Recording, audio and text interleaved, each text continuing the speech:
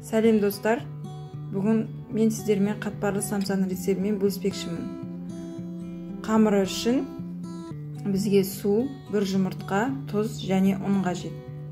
Барлығын араластырып, қамырын дайындап аламыз.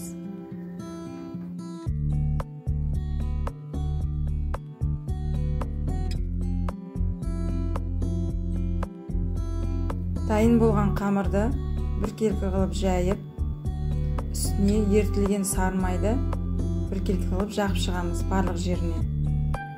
Одан кейін рулет сияқты ораймыз. Одан кейін дайын қатпарлы самсамыздың қамырын ұзатқышқа 20 минутқа салып қоямыз. Енді салмасын дайындауға кірісеміз. Ол үшін бізге тартылған ет қажет, тұз, бұрыш, пияз қажет. Соларды дайындап, турап дайындап аламыз, кесіп барлығын.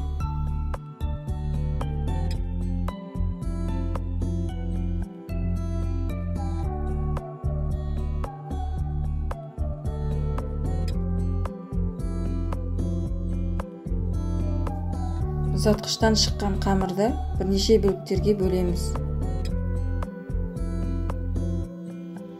Оны оқтаумен жайып шығамыз.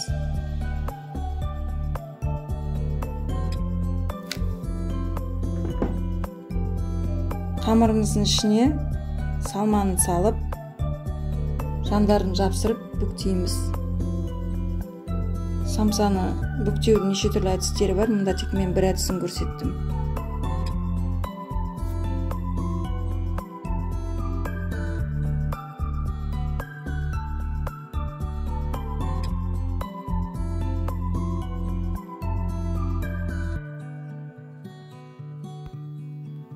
Самсаның бетіне жұмыртқаның ағын сарысынан ажыратып жағамыз. Кунжут себеміз оның бетіне. Дайын самсамызды духовкаға 180 градусқа беті қызарғанша пісіреміз. Міндетті түрде пісіріп көріңіздер, өте дәмді шығады.